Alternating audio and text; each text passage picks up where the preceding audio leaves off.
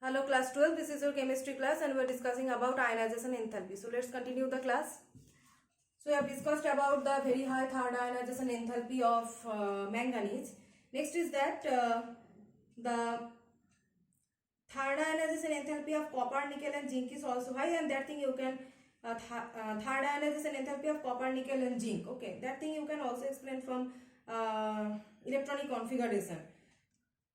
Next, we are going to the point that the ionization enthalpies of transition elements increases down the group. Okay, down the group explain. Down the group.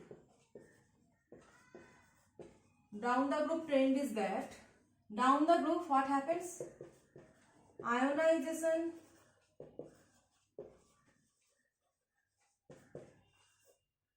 down the group ionization enthalpy increases.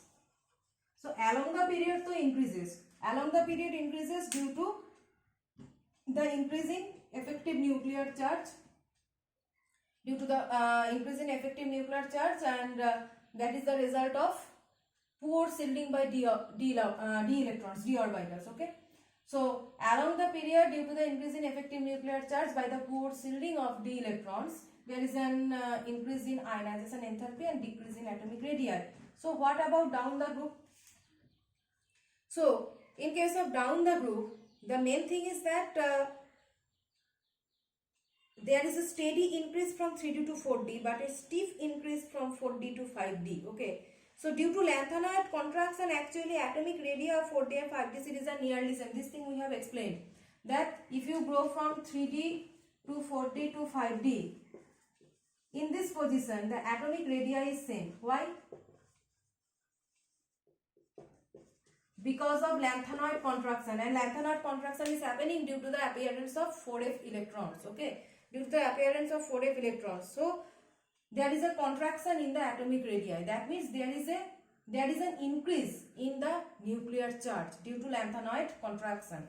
So due to lanthanide contraction, atomic radii is same, and due to the effect of that lanthanide contraction, ionization enthalpy also increases down the group. So due to the ongoing from 4D to 5D, due to the appearance of f orbitals, there are appearance of f electrons.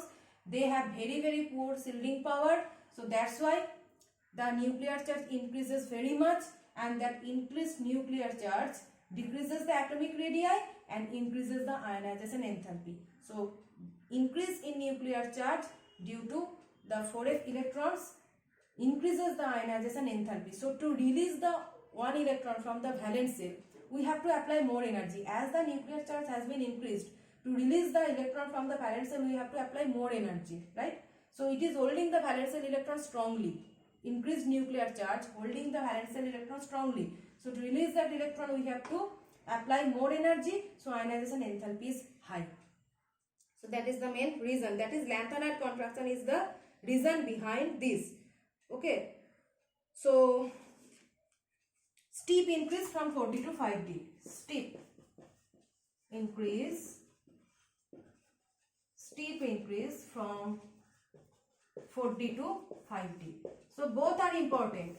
One is from ongoing from 4D to 5D. One example I have given, zirconium and hafnium. So zirconium and hafnium having the similar atomic radii ongoing from 4D to 5D because of lanthanide contraction, and in case of ionization enthalpy, there is a steep increase from 4D to 5D. That is also because of lanthanide contraction. Okay. Next is that oxidation states. Okay. Next point is oxidation states.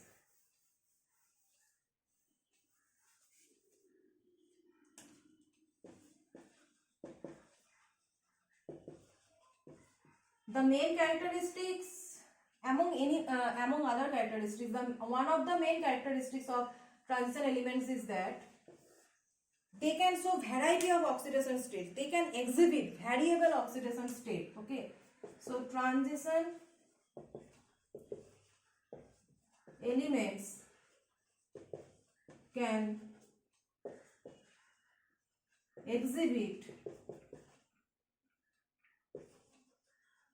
variable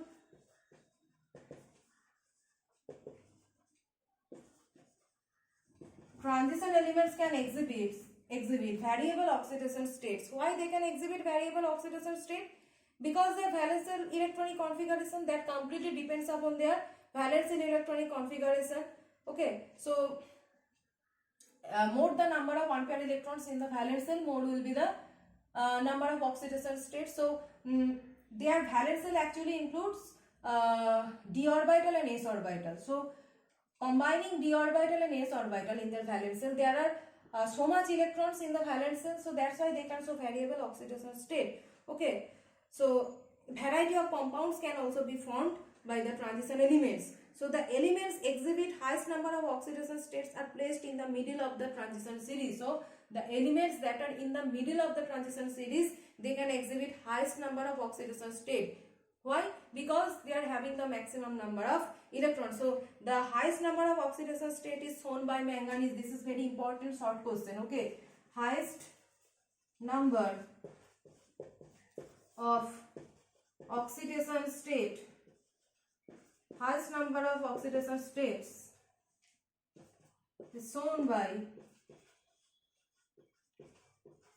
manganese. Okay, manganese can show the highest number of oxidation state +2 to +7. Manganese can show the oxidation state, variable oxidation state. I have written that variable oxidation states mean many oxidation states they can show.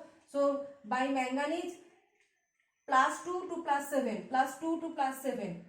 In this range they can show any oxidation state from +2 to +7. In this range manganese can show many oxidation states. So these are the maximum number of oxidation states can be shown by manganese. Okay, so that's all. That is fully dependent on its valence shell electronic configuration. That means 3d5 4s2. 3d5 4s2. So +2 means releasing the electrons from 4s orbital, right? Next thing is that